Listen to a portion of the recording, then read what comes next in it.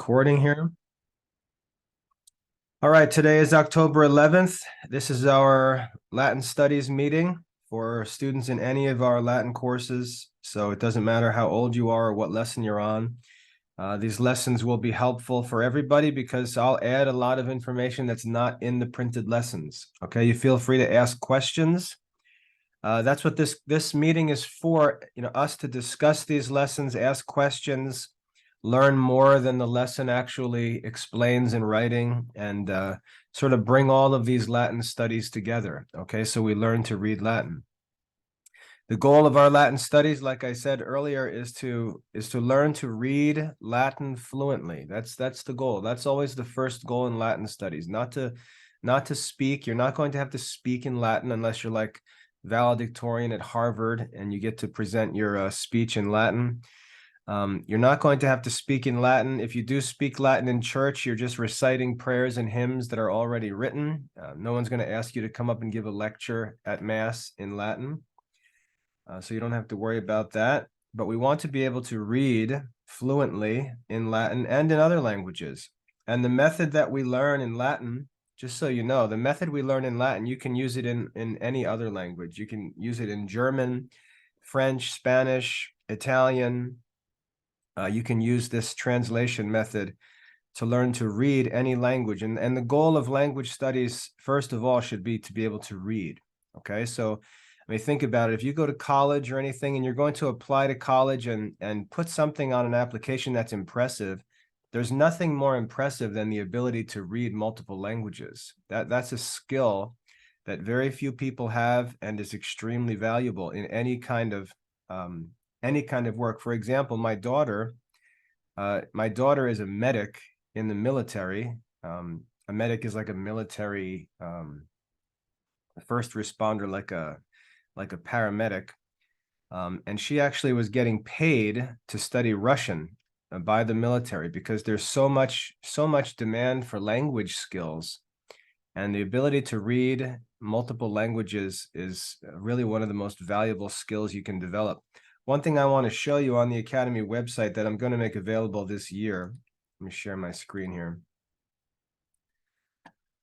One thing I'm making available, and I'll do this little by little. If you go all the way down, I think it's in Modern Studies. Go all the way down Modern Studies to the bottom. Let me just check, make sure. Yeah, you can see there's going to be a number of courses: Modern Spanish for reading, Modern French for reading, Modern German for reading, Modern Italian for reading. There are just going to be some courses added at the bottom of Modern Studies that allow you to study and do translation exercises in different languages and hear those languages read. So if you learn how to study Latin with our translation method, then you can also learn to read these other languages. So that's something that's fun to work on. Like I said, the goal is not to speak these languages. If you need to speak them, you're probably going to focus on them later at some time. But the goal for students is just to learn to read them, because there's a lot of important information that's in other languages that we don't have English translations of. I just saw the other day, I was looking up a certain document that one of the popes had published, and it was only available in Latin and Italian. So there's just examples like that, especially if you get serious into studies where being able to read other languages is important. Okay, so if you're interested in that and you get used to our translation method, you can use it for any language. Okay, but I'm going to have lessons posted there for those other languages. I don't know if I've done any yet. Let me just take a quick look. No, not yet. I haven't posted any yet. I don't think. Nope, no French, no Italian yet. No. Okay, so anyway, our goal in Latin is just learning to read. Okay, so let's take a look at Latin reading. I know that many of you are already past this lesson. This is lesson 2. I'll zoom in a little bit. But what I want to do during our meetings here is I want to talk about things that go beyond what the lesson actually says, and also tie your different courses together. So you have to think about grammar and vocabulary and the Latin reading all together, which you can't really do in a course without making it crazy. So let's take a look at this lesson here. This is lesson 2, verses 6 through 10. Verse 6 reads, Fuit homo missus a Deo, cui nomen erat Ioannes. Fuit homo missus a Deo, cui nomen erat Ioannes. And let's have a little quiz time here. The word fuit, what does the word fuit mean? Give me your best translation. We'll take the first 6 or 7 responses and then we'll stop, okay? So if you're like number 29, just don't bother. So the first few we've got there was, very good. So fuit, there was. Now, what I want to do in this meeting as we talk about this is I want to pay a little bit of attention to the grammar, because in Latin reading, you're not asked about grammar because the focus is just vocabulary, but we can talk about grammar in these meetings. What I want you to notice is that it's a verb, fuit, it's a verb, and it ends in a T. All right, it ends in a T. And what you're going to see is that normally when a verb ends in a T, it's singular in number, okay? It's singular in number. So we have to ask, whenever we see a verb, we have to ask, what is the subject of that verb, all right? And what's the meaning of the next word, homo? What does homo mean?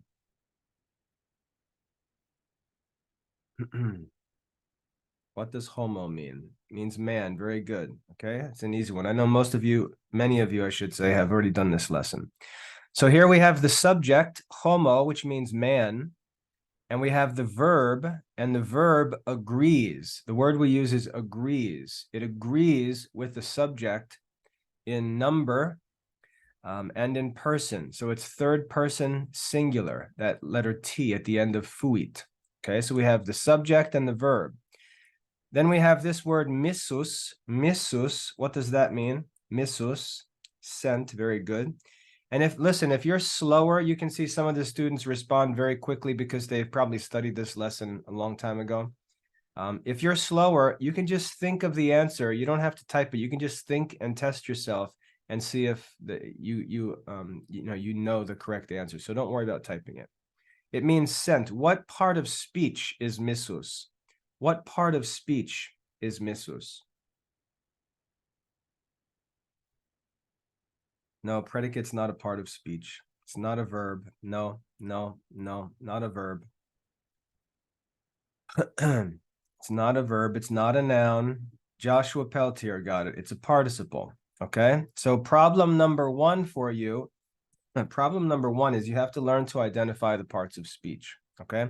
In Latin reading, you're told the parts of speech in the exposition, but you've got to become comfortable identifying the parts of speech because that's what allows you to figure out the grammar. Okay.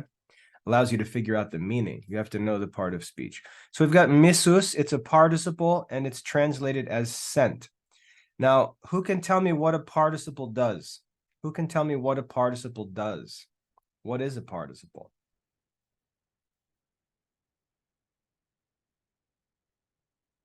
I'll give you a minute.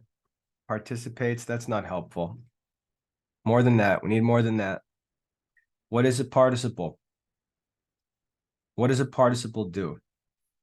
You may have learned this in classical grammar. If you study classical grammar, defines what the subject, no, a group of no. What is a participle? You see how asking these questions, we can identify weak spots in our studies, right? You guys have to learn these things. A word formed from a verb, no. All right, I'll tell you what the answer is. A participle, now pay attention. You might want to jot this down if you got paper. A participle is a word that is derived from a verb. So you got that part right, Cecilia. It's a word that's derived from a verb, but it works like an adjective. Okay? Verb and adjective, well, kind of. It works like an adjective, but it's derived from a verb. Okay? It's used like an adjective. And an adjective is used to describe a noun. So this word missus is describing homo. The man was sent, missus, okay? And then we have this little word a. What does that mean? What does a mean? From, very good. You guys were like waiting for that, I see. All right, from, that's good. Now, What part of speech is ah? What part of speech is ah? And if you're just getting started in Latin and don't know these answers, just listen and pay attention, and you'll learn little by little. It's not a verb. Don't guess. Don't guess. It's a preposition. Very good. Okay. Now look, anytime you see a preposition, the word preposition means placed before. That's what before, position, placed means. It's a word that's placed before a noun. And if you look, anytime you have a preposition, it's followed by a noun. And that noun is related to that preposition. It's called a prepositional phrase. So we're always going to have a preposition followed by a noun. All right, so we have a, which means from, and we then have the phrase a Deo. A Deo. Okay, a Deo. What does a Deo mean? From God. Very good, Macrina. Good, good, good, good, good. From God, a Deo. So fuit homo, there was a man. There was a man, missus a Deo, sent from God. All right, so this is a special man. He's a man sent from God. Kui. What does kui mean? And when I ask you, I mean, I want an exact translation, so no sloppy guesses. Kui. For whom is the correct answer. Very good. For whom. Now, what part of speech is kui? What part of speech is kui? What type of word is kui in Latin? What type of word? Bridget, very good. A pronoun. Good, Joshua. It's a pronoun. Now, what does a pronoun do? What does a pronoun do? What is this word doing in this sentence? What does a pronoun do? What does a pronoun do? Very good. It stands in place for a noun. It takes the place of a noun. Good. So when we say that a pronoun takes the place of a noun, when it stands in the place of a noun, we have to ask the question, what noun is it standing in place of?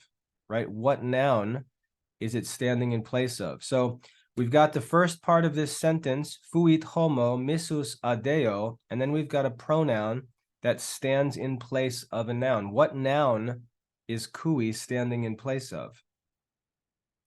Homo, very good. Okay. So there was a man sent from God, for whom, that whom refers back to homo, for whom nomen, what does nomen mean? The name. I can tell some of you have these pre-typed, so that's okay. The name, for whom the name erat, what does erat mean? Was, very good. And then Ioannes, what does Ioannes mean? John, good. Okay, so Ioannes is the Latin form of John. So there was a man sent from God for whom the name was John. Now, I think it was James Bates before, when we were on kui, wrote whose. Now, the problem with that is that if you look at an English translation, that might be what it says. It might say whose name was John, but that's not what the Latin actually says. So we want to make sure our translations are always literal, okay? If you were given the job of translating the Bible into English, you might want to make changes like that so it's easy to read. But when we're doing a grammar course, a Latin course, we want to make sure we translate every word exactly. Now, Aiden, you have all the translation is given in the written lesson, so I'm not going to bother writing that all out. We're just going, I want to focus on some other things. I want to focus on parts of speech and grammar and things like that. So we're just going to talk about the lesson. You can get the translation from the printed lesson, okay? So there was a man sent from God for whom, and that refers back to homo, for whom, for the man, his name, nomen, erat, Ioannes. His name was John. Okay? Verse 6. Now verse 7. Hic. What does hic mean? This. Very good. This. Not thus. This. What type of word, what part of speech is hic? What part of speech? Pronoun. Good. Now, if some of you are getting started and you say, I don't know what part of speech it is. I don't understand that necessarily. The easy thing to do when you're getting started is to just take like a little index card or a piece of paper and make a list of the parts of speech. Okay, make a list of the parts of speech and use what's called process of elimination. So just go through them and say, you know, the first part of speech is a noun. Is it a noun? No, it's not a noun. I know what a noun is. It's not a noun. Cross it off. Is it a verb? No, it's not a verb. Cross it off. And you can just go through and use process of elimination. Sometimes you're left with 2, maybe 3, and you're not sure, but it's easier to choose from 2 than from 8. So just use process of elimination. And if, over time, you'll get more and more comfortable. All right. So hic is a pronoun. And we just said before, a pronoun stands in place of a noun. So we have to ask, what noun does hic stand in place of? What noun does hic stand in place of? What noun does hic stand in place of? Yeah, I would say, yeah, either John or homo, right? Good. Okay, either John or homo. So this man, referring back to homo or John, this man venit. What does venit mean? Came. Very good. This man came. Notice again, notice it's a verb and it ends in a T, just like fuit, right? Fuit ended in a T. We said that's a sign of a singular subject. We saw erat also ended in a T. That's a sign of a singular subject. Here we've got venit ending in a T, another singular verb. This man came, so this man is the subject of the verb. And that's why the verb ends in a T, because it's the subject of it is a single person. This man came. And then we've got the phrase in testimonium, and this is another example of a prepositional phrase. Okay, prepositional phrase. So we've got a preposition followed by a noun, and you're to consider them together like a package. All right, a prepositional phrase, and you'll see them all over the reading. So how do we translate in testimonium? And we've got a couple different options here. We've got in testimony, in the testimony, for a testimony, for a testimony. Yeah, if you study the lesson, the translation of this is he came for a testimony. He came for a testimony. Now, what that shows us is that prepositions, like any word, can have a number of different translations in English, okay? There can be a number of different translations. That's why you have to study the lesson. You have to learn the correct translation in that verse, in that place. You can't just guess something you saw in another lesson because it won't help you. So this man came for a testimony. Now that phrase, for a testimony, we can translate that into English in another way, like to be a testimony. That man came for a testimony, for the purpose of being a testimony. So you can see how the language in Latin is simple and the translation in English could be more detailed if we want to make it clear, okay? Anna, you can just click on turn off your camera. Just as easy. Just get comfortable turning off your camera, turn off, it's easy. You can go away, get privacy whenever you want. Okay, so we have this man came for a testimony. Ut, what does ut mean? So that, very good. What part of speech is ut? And think before you answer. Don't just guess. Don't just guess. We could just get chickens on here to guess for us. Think about it. Now let's just look. George says preposition. George says preposition. One easy way to judge whether it's a preposition is whether it's part of a prepositional phrase, right? One of you said pronoun. So if you're going to say pronoun, then you've got to answer what noun does it stand in place of, and that doesn't make any sense. But when we look at the meaning that you guys gave, you gave a meaning. The meaning was so that. So obviously so that is not a preposition. Obviously so that is not a pronoun. So those can't be true. It's a conjunction. Okay, so that is a conjunction. This man came for a testimony. Why did he come for a testimony? Ut is the answer to that question. So that testimonium perhiberet. Perhiberet. What does that mean? Perhiberet. Perhiberet. Per hiberet. He might give. Good. So that he might give. So that he might give. Good. Ut per hibet ut testimonium, so that a testimony he might give de lumine. And here with de lumine, we have a prepositional phrase. De lumine. So we've got to ask, first of all, what does this preposition mean? What does de mean? What does de mean? We don't need any comments. Just answer my questions. Keep it simple. We've got a couple different suggestions here for de. We've got concerning. That's good. Joshua Pelletier wrote about. That's also good. Jude wrote from. That's not good. Now, here's a problem with Jude's answer. The word de in other places could be translated from. So again, words have different translations into English, and they change from one passage to another. So you've got to make sure you always get the meaning. As you're just getting started with Latin, you've got to get the meaning from the lesson, okay? So in another lesson, Jude might have been right, because de can mean from, but in this lesson here, yeah, ava, to from or down, I mean, that's a possible meaning of de, but not in this passage here, okay? Here it means concerning or about. So that a testimony he might give about the light or concerning the light. We give a testimony about something. He came to give a testimony about the light. So this man came to give a testimony about the light. And you can see this is kind of weird language. It's sort of weird, figurative language. He came to give a testimony about the light. What is the light? Who can remember what we read in the last lesson? What is the light? Because anybody remember what we're talking about here? God, the true light.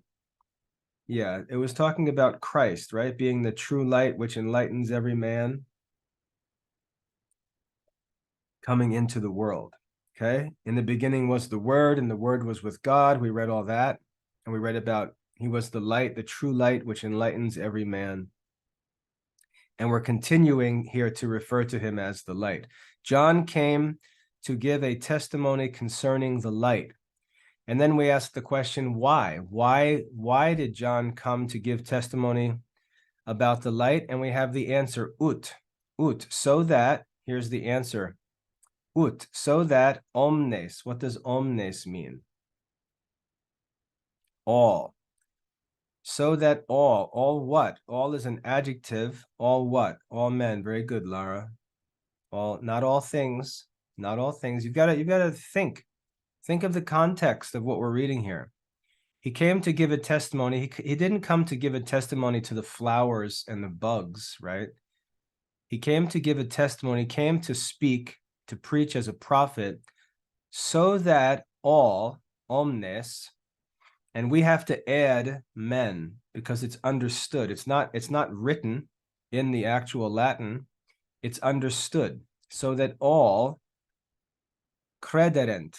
What does crederent mean? Crederent. Good. All might believe. Good. Now, again, if you're just getting started and you're watching these other students just machine gun fire all these answers, it's not because they're smart and you're dumb. It's because some of them have been studying this course for a long time. One of them before said he's on lesson 31. So realize that it just takes time to learn these things. Crederent means they might believe, so that all men might believe. Now notice crederent. Notice it doesn't end in a T, it ends with NT. When you see a verb that ends with NT, it's plural. And you can see the subject is omnes, all men, and the verb is in a plural form because the subject is plural. All men might believe. And then we've got another prepositional phrase, per illum. Per illum. What does per mean? Just per. What does per mean? It means through, not through him, just through. It can mean by, that's possible, by or through, okay? He came to give testimony about the light so that all men might believe per illum. So if per means through, what does illum mean? Illum means him. What part of speech? Now think, don't just type, think. What part of speech is illum? Pronoun. Very good. Illum is a pronoun. It means him. Who is the him? Who does him refer to? Very good, John. Good. Okay.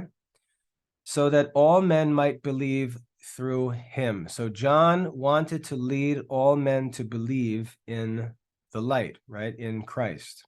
He wanted to prepare them for Christ. So he came, verse 7, he came in testimony, so that a testimony he might give about the light or concerning the light, so that all men might believe through him. Okay, that's verse 7. Very good. So notice we've learned a bunch of prepositional phrases. We've learned a deo, right? Oops, sorry. We've learned a deo. We've learned in testimonium. We've learned de lumine. We've learned per illum. So a bunch of prepositional phrases. And as you get experienced in Latin, you'll learn to start looking for them. Okay, look for prepositional phrases. Okay, good. Through verse 7. Verse 8. Non erat ille lux. Non erat ille lux. What's non mean? Non means not. Okay, good.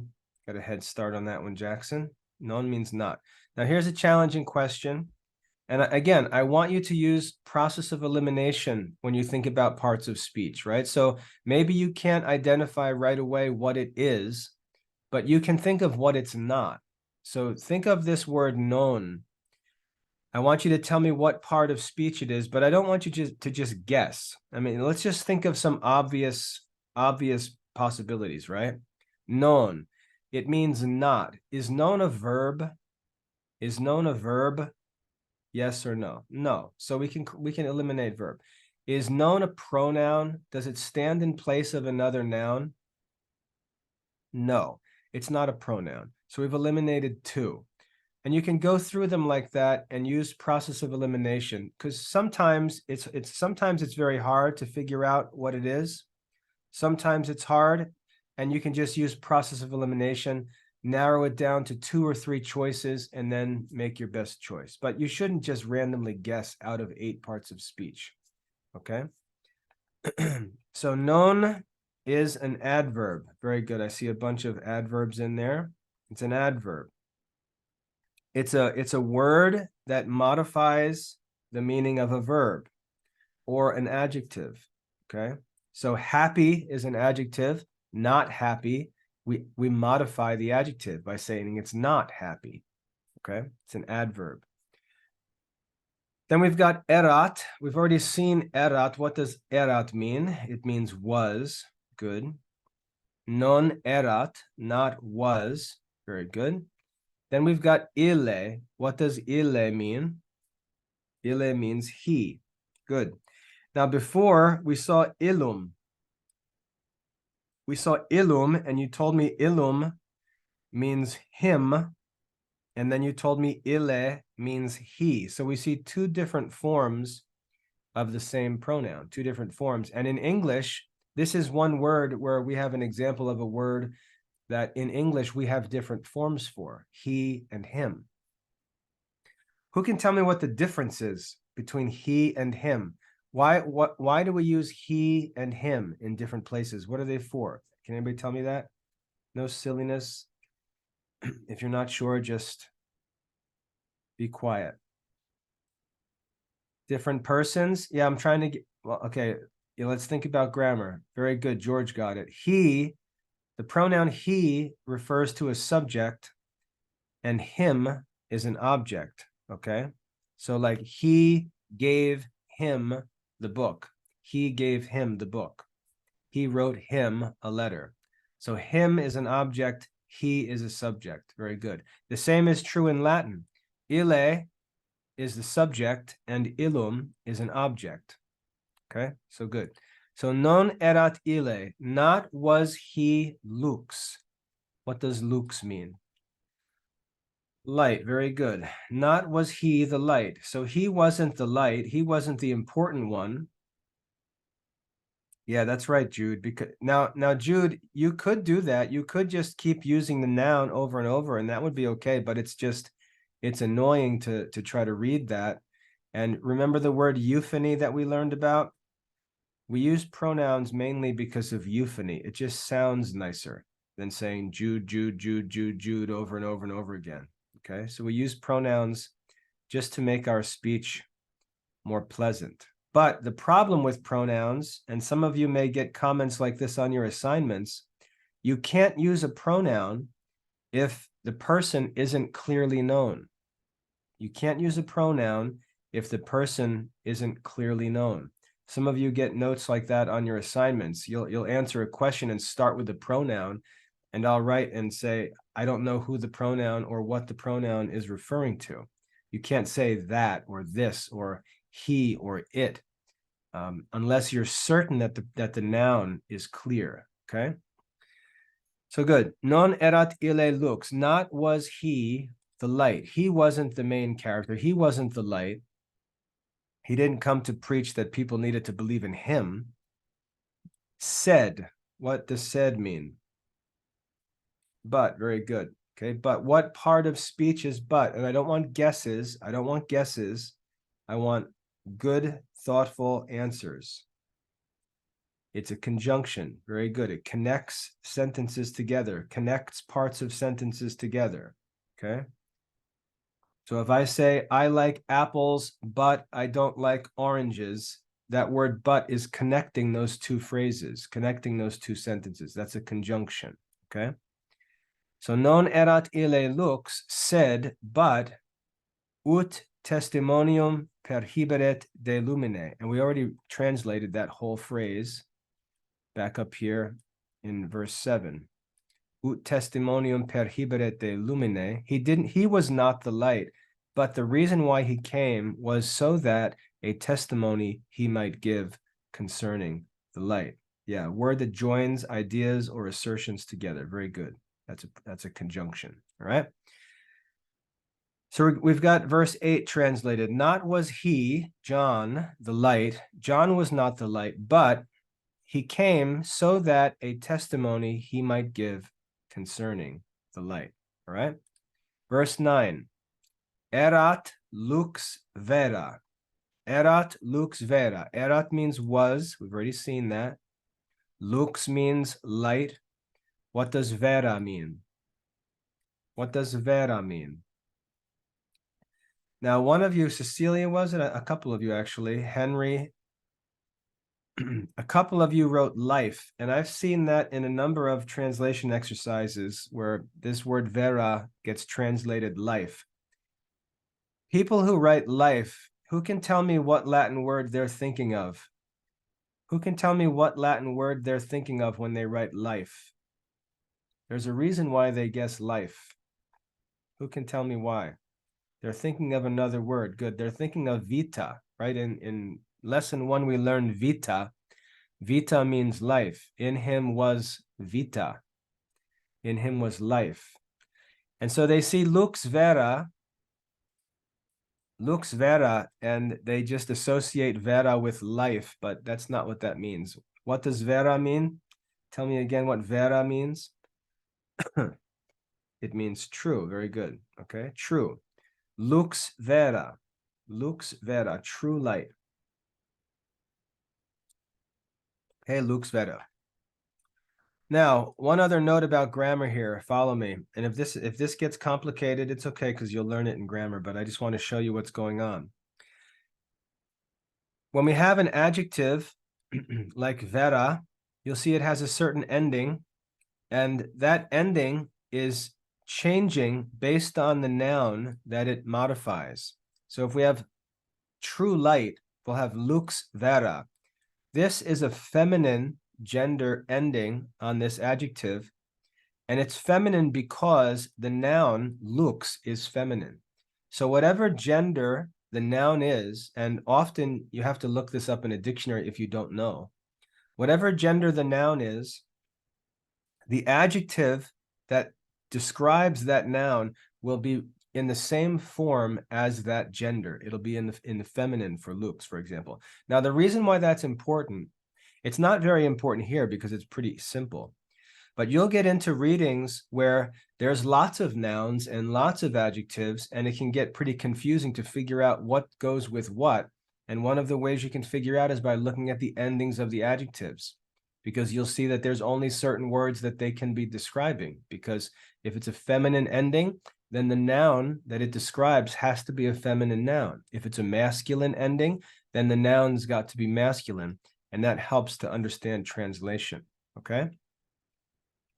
Why is lux feminine? That's a good question, right? There's a couple reasons. Sometimes it's because the thing actually is like feminine gender, like sex, like male and female. That's one reason why there's genders, but there's another thing called grammatical gender, which gets a little more complicated. We'll study that in our grammar textbook. And then sometimes, if you think about like ancient mythology and things like that, they have ideas, or they personify, if you know what personification is, they personify certain things and give them a male or female character, right? You'll notice sometimes, for example, yeah, very good, Lara. Ships, for example, we'll call it she, or your car, you'll refer to she. What's wrong with the car? She's running a little hot today. We'll refer to certain things with feminine pronouns, for example. And you can see there's some things that we think of them like females, and we think of other things like males. And there's reasons why we do that, because they have certain female characteristics. Good, George. The church, for example. The church is called a she, right? It's called it's referred to as she. Why is the church called she? Why is the church referred to as a mother? I'm sorry, as a female. I just gave it away because it has characteristics of a mother. Yeah, or the bride of Christ. Good. So that's another image, right? So two different images. We refer to the church as a mother. We call it she. We also refer to it as the bride of Christ, and refer to it as she. Good. So there are sometimes we just think of certain things as male or female, and that might change from one culture to another. So in one language, a certain thing might be masculine, and in another language, it might be feminine. So you've got to learn that when you learn different languages. Okay. So we've got lux is feminine here. Lux is feminine, and then the adjective that describes it is feminine. Lux vera, true light. So he was the true light. Now, in the verb erat, it says he was. Okay? Stick with me. Don't get lost in discussions on chat. We can chat later if you want to. We have he was the true light. Who is the he? Who is this referring to? Who was the true light? Was it John? John was the true light? Yeah, we know it's not John, right? We just read in verse 8, he was not the light, right? Not was he the light. But then in verse 9, we read, erat lux vera, he was the true light. That can't be referring to John. It's referring back to lesson 1, where we learned about the word, right? The verbum. Very good, George. Okay. So it's referring back to lesson 1. So John was not the light. He came to give a testimony concerning the light. It was the true light, right? It was the true light. Que. What is que? What does que mean? What does que mean? Which? Very good. What part of speech is que? Don't guess. Don't guess. Don't guess. And Aiden, you misspelled which there and wrote a different word. It doesn't mean which as in the wicked witch. Which as in a pronoun, okay?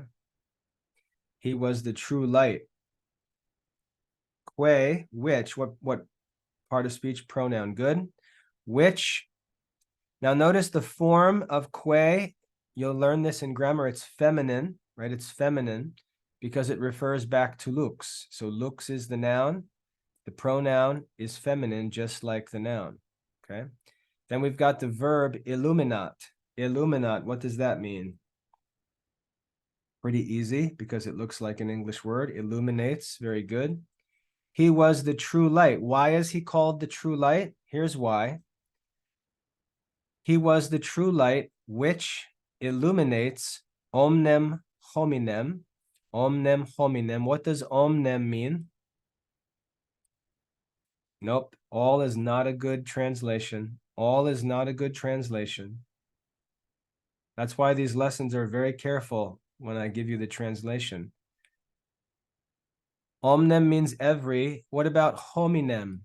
What does hominem mean? Hominem. Very good. It means man. Okay. Now, hominem, just follow me here. Hominem is singular. Okay. Hominem is singular. So it translates as man. That's why translating omnem as all is a bad translation. We don't say all man. We say every man. Okay, it's singular. Every single man, every man. Above, we saw omnes was all because it was plural. It was referring to a plural subject. Omnem here is singular. It's referring to a singular subject, hominem. Hominem is a form of the word homo. So homo and hominem are actually the same word.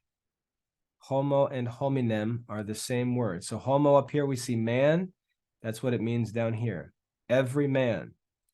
He was the true light which illuminates every man, which illuminates every man. And so you can see there's some sort of,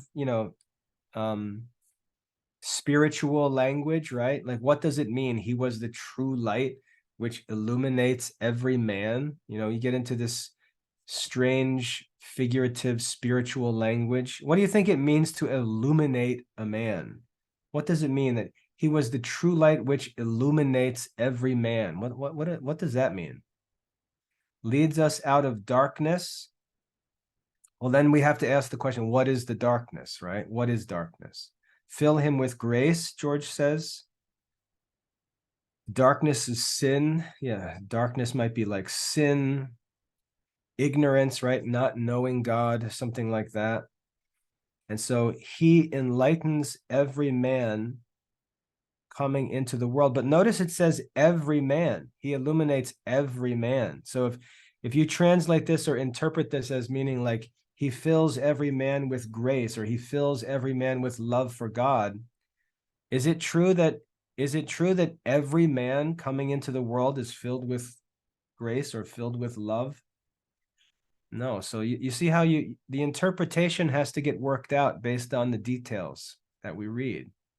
He was the true light. Well, what kind of light? Light of what? What kind of light? Which illuminates every man. So it's got to be true of every man. Whatever this is, it's got to be true of every man. Okay? Whatever this darkness is, it's got to be a darkness that every man has. And whatever this light is, it's got to be light that every man has. So that's what directs our translation, our interpretation. Okay. So illuminat means illuminates. It means to give light to fill with light. Like when you go outside at night and there's a full moon, the full moon illuminates the sky, fills it with light. All right. So that's verse 9. Illuminat omnem hominem, which illuminates every man. And then we've got another phrase here. Venientem in mundum. What does venientem mean? Venientem, coming, very good. Venientem, coming. And let me ask you, what part of speech is venientem? What part of speech is venientem? Participle, Bridget, very good. Participle, good, Cecilia. It's a participle, not a verb, James, not a verb. It's a participle. Let's review real quick. What does a participle do? There's two things about a participle. What two things are true of a participle? Two things. What two things? It conveys an idea of time. That's true. It's derived from a verb. That's true. George has it good. It is formed like a verb or formed from a verb, but acts like an adjective. Okay, good. All right. It's a word that's derived from a verb. That's how it shows time, like one of you said before. It shows time because it's derived from a verb and it is used like an adjective. and it translates here as coming. Coming in mundum. In mundum, we have another prepositional phrase. The preposition in and the noun mundum. Macrina says into the world. That's the right translation. Into the world. Coming into the world. Coming into the world. Very good. He was the true light, or it was the true light which illuminates every man coming into the world. That's what John came to preach. The true light was coming into the world. Now notice, follow me on this. We have in mundum, and here we translated in as into, and that was correct. Translated as into. Up here, we had in testimonium, but in did not translate as into, it translated as for. That's why you can't guess the meanings of words in our translations. Some of these words have a number of different possible translations, and you've got to learn them in each different place, okay? So in mundum, if you were to take this quiz and write for the world, that would be wrong. And if you were to take the quiz and write into the testimony, that would be wrong. Even though you could complain and say, well, it could be right, it's not right in this verse, okay? So verse 9, he was the true light, or it was the true light which illuminates every man, venientem in mundum, coming into the world. Verse 10, finish this verse up. In mundo erat. So we have another prepositional phrase, in mundo. In mundo, what does that mean? In mundo. Another prepositional phrase, in the world. Very good. In the world. And notice, this is the third phrase. This is the third phrase we have within, and it's the third different translation. So we've got 3 uses of in this lesson with 3 different translations. That's why you've got to study the exposition carefully. In mundo, in the world erat, in the world he was. In the world he was. Et, what does et mean? And, good. What kind of word is et? What part of speech is et? Conjunction, good. So in the world he was, and mundus, the world. Notice there's 2 different forms. Here we have mundus. We just saw mundo, same word, 2 different forms. And in verse 9, we saw mundum. So we've got 3 different forms of this word mundus in one sentence. Mundum, mundo, and mundus. And only with grammar can you know the difference between those words. Okay? This one here is the accusative case. This one here is the ablative case. And this one here is the nominative case. So you've got to learn that through grammar. In the world he was, and the world per ipsum. We've already seen that. What does that mean? Per ipsum. Through him. Very good. Good. Factus est. We saw that in lesson 1.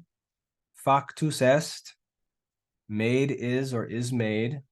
The world through him is made or was made. Can be translated in English as was made. The world through him was made. Et mundus, and the world. Eum. What does eum mean? Eum. Eum, him. Very good. Him. It's a pronoun. And the world, him. Non. What does non mean? Not. Very good. Cognovit. Cognovit. What does cognovit mean? Knew.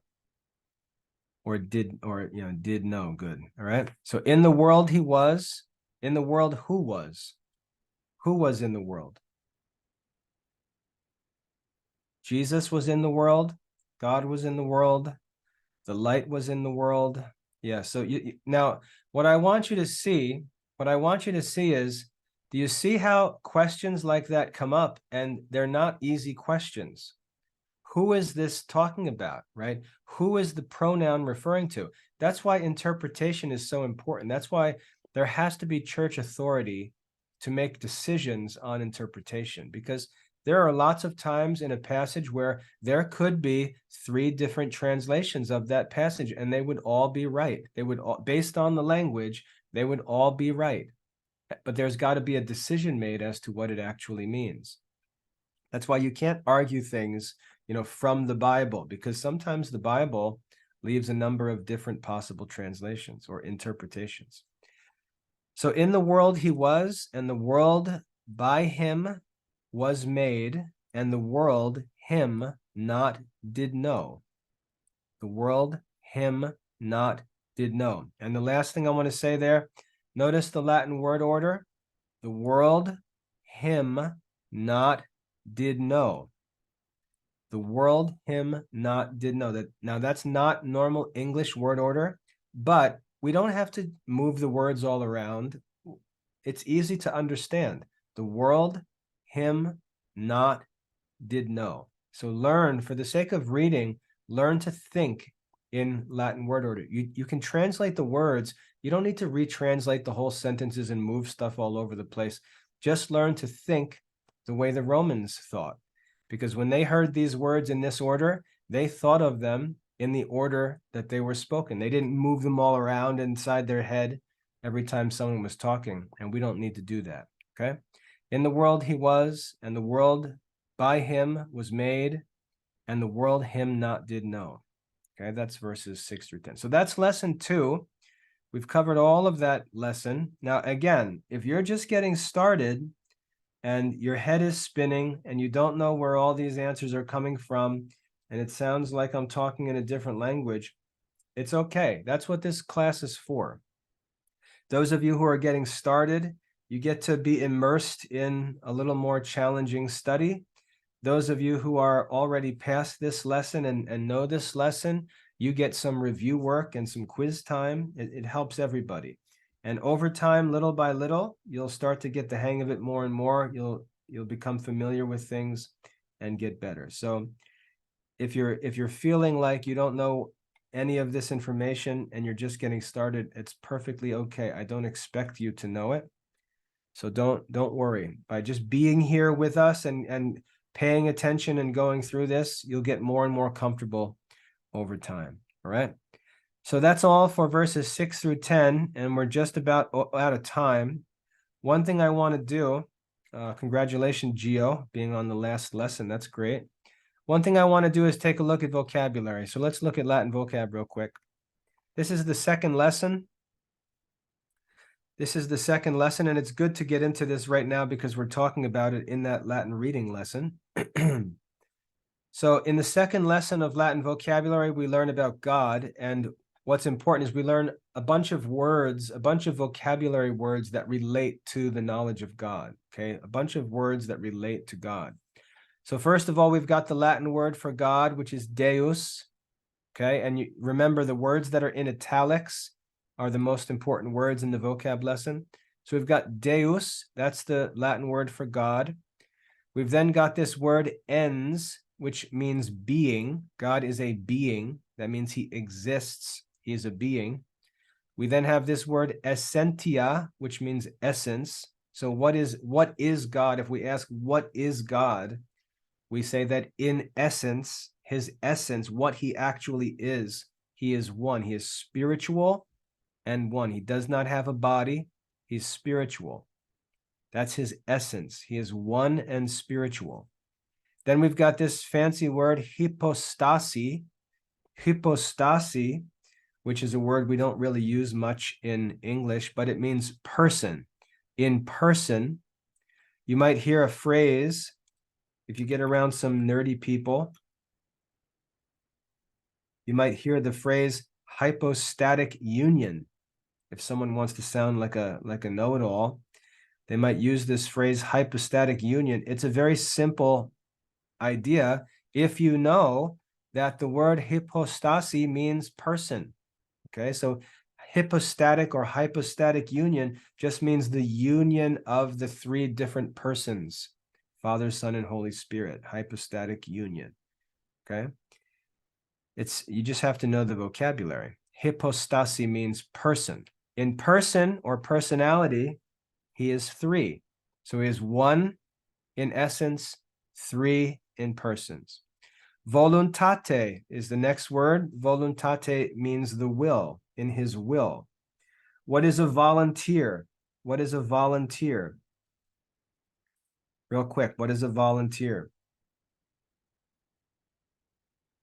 The Latin word voluntate means will. Someone who goes willingly. Yeah, a willing helper, right? A volunteer, someone who helps willingly. You don't have to beat them, you don't have to drag them, you don't have to pay them. They willingly help. Okay, good. That comes from the Latin word voluntate, the will. And then we've got a bunch of adjectives here. Sanctus means holy. Justus means just. Clemens means merciful. You'll know we say that in the Salve Regina. We refer to the Virgin Mary as Clemens, right? Merciful. And verax. Verax means true, just like vera, the adjective. Verax, true. Then we have potentia, which means power. So if I say you've got a lot of potential, that means you have the power or the ability to do something. But usually when people say you've got potential, that means you're not actually doing it, right? So it's usually a criticism. If you say, how am I doing in Latin, Mr. Michael? And I say, well, you've got potential. That's kind of negative, because I'm not saying you're good at it. I'm saying you have the ability to do it, but you're not doing it. So potentia means power or ability. And then we have bonitate. Bonitas means goodness. Bonitas, goodness. Sapientia means wisdom. Lux, here we have this word. We know what that means. It means light. That connects to our reading of the Gospel of John. We learn that God is a light inaccessible. And then we've got this fun little phrase here at the end: everywhere and nowhere. Ubique et nullibi. Ubique et nullibi. Where is God? Ubique et nullibi. He's everywhere and nowhere. Okay, ubique et nullibi. Everywhere and nowhere. So that's lesson 2 in vocabulary. I think there's a couple more words. Yeah, he's the summum bonum. He's the highest good. The summum bonum, the highest good. He's the creator, the creator, the gubernator, the governor, and the conservator, the preserver or conserver of all things. He created all things. He governs all things. He keeps all things which we call mundum, the world. Okay, so that's lesson 2 in vocabulary. And you can see if you're working in Latin reading, that lesson in Latin vocabulary goes right along with it. So you can do both. Okay, that's all for our time today. So I'm going to stop there. I'll stop the recording and say goodbye to everyone who needs to leave. If you've got any questions or want to talk about anything with Latin studies, I'm happy to hang out, as long as you have questions about Latin and aren't just trying to get me into conversations about movies and stuff like that. So thank you for coming. Thank you for coming. I'm going to stop sharing my screen here. Stop our recording.